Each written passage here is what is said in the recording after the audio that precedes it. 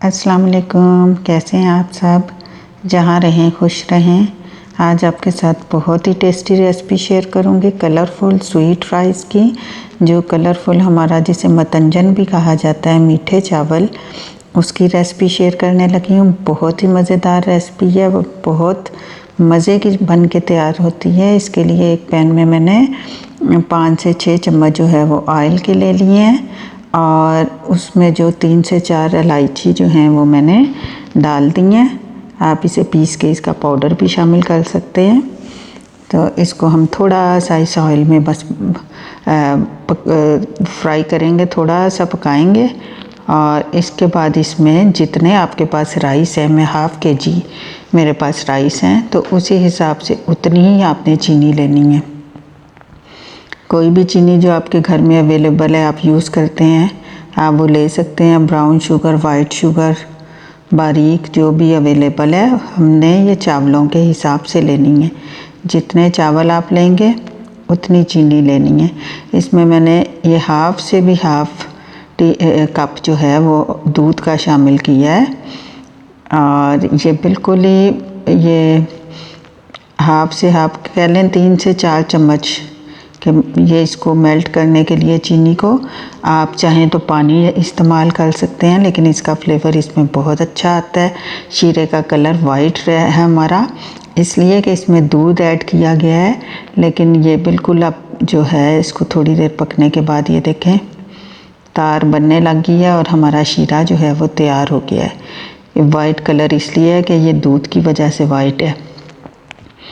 तो अब हम अपने चावल लेते हैं। यहाँ पर मैंने जो पक्का सेला जो चावल होते हैं, जिनसे मीठे चावल बनते हैं, उनको 1 घंटा पहले जो है वो भिगो कर रख दिया था। अब इसमें मैं पानी इसमें ऐड कर दूँगी। गर्म पानी ऐड कर रही हूँ, इसलिए ये स्टीम जो है वो आपको नज़र आ रही होगी। इसमें मैंने गर्म पानी ऐड किया है और गर्म पानी से इसकी स्टीम। इसमें एक और चीज़ हम ऐड करेंगे, 2 से 3 कतले आपने लेमन के जो है वो काट कर वो इस पानी में ऐड कर देने हैं। देखें 2 से 3 हमने लेमन के छिलकों समेत काट लिए और वो हम इससे इसका फ्लेवर भी बहुत अच्छा आ जाता है और चावल आपस में जुड़ेंगे भी नहीं। बहुत खिले खिले चावल बनेंगे इससे।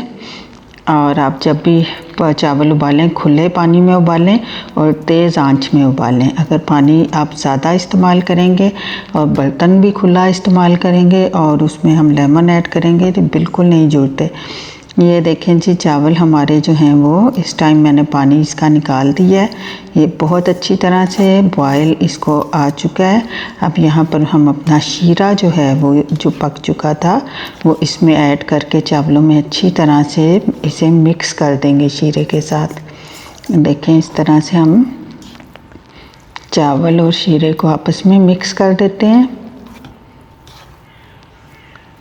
बहुत ही अच्छी तरह से इसे, ताकि हमारा जो शीरा है वो सारे चावलों में अच्छी तरह से शामिल हो जाए, लग जाए, सारे चावल मीठे हो जाए।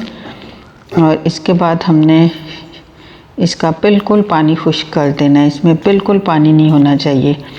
चीनी का, शीरे का या चावलों का बिल्कुल जो है वो पानी जब हम खुश्क कर देंगे, ये देखें मैं आपको दिखाती हूँ, बिल्कुल इसमें पानी नहीं होना चाहिए।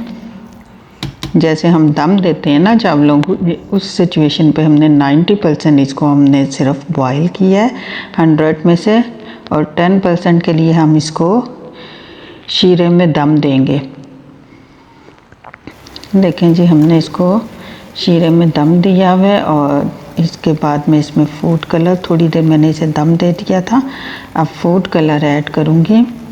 यहाँ पर मैं पानी में शामिल करके कलर ऐड नहीं कर रही, उससे जो है वो कलर इतना अच्छा नहीं है रिज़ल्ट आता। सारे चावलों पे जो है वो दोबारा पानी शामिल हो जाता है आपके चावलों में।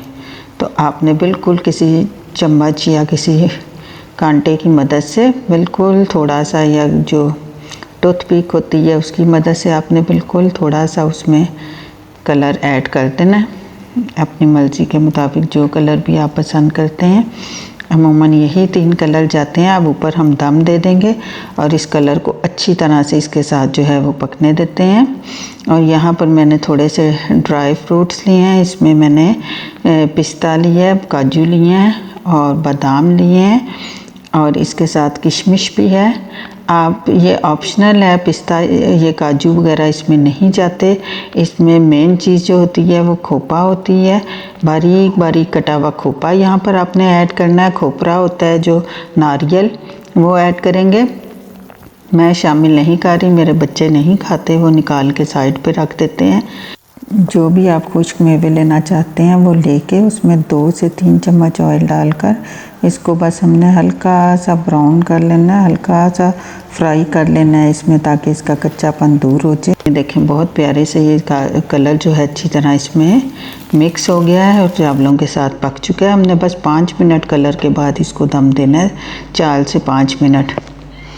اگر آپ کے چاول دم ہے تو آپ بس اس کو 3 سے 4 منٹ کے لیے اس کو کور کریں، تاکہ وہ کلر جو ہے ہمارا تھوڑا سا پک جائے۔ اب یہاں پر میں نے یہ سویٹ چیری لی ہوئی تھی، یہ میں نے اس کے اوپر جو ہے وہ پھیلا دیا اور یہاں پر اپنا میوہ بھی شامل کر دیا، جو بھی ہمارے پاس میوے تھے۔ کشمش آپ اس میں ایڈ کریں، میں نے اس میں کشمش ایڈ کی ہے، کشمش بھی میں نے یہاں پر شامل کر دی ہے۔ سارے میوے میں نے اس میں جو ہے وہ یہاں پر ایڈ کر دی ہیں، اور اب میں اس میں تھوڑا تھوڑا جو ہے میرے پاس کھویا پڑا تھا فریج میں، جو وہ میں اس میں شامل کر رہی ہوں۔ اس کے ساتھ ایک اور بہت ہی مزے کی چیز ایڈ کر رہی ہوں، چمچم۔ اس کے بغیر تو ہمارے مٹنجن کمپلیٹ ہی نہیں ہوتا، لیکن آپشنل ہے، اگر آپ کے پاس ہے آپ ضرور کریں، تو بہت ہی مزیدار اس کا ٹیسٹ بن کے آتا ہے۔ اس کے ساتھ چاولوں کا ٹیسٹ بہت اچھا لگتا ہے۔ تو یہ دیکھیں جی، میں نے یہ بھی رسگلے جس کو آپ کہتے ہیں میں نے ایڈ کر دی ہیں، اور اس کو کور لگا دیں گے تھوڑا سی دیر، اور یہ ہمارے چاول جو ہیں پک کے تیار ہو گئے ہیں۔ بہت ہی ٹیسٹی، بہت ہی کھلے کھلے چاول ہیں، بہت اچھا ذائقہ ہے۔ ضرور بتائیے گا آپ کو میری آج کی ریسپی کیسی لگی ہے۔ پھر ملیں گے ایک نئی ریسپی کے ساتھ، اپنا خیال رکھیے گا، دعاؤں میں یاد رکھیے گا۔ اللہ حافظ۔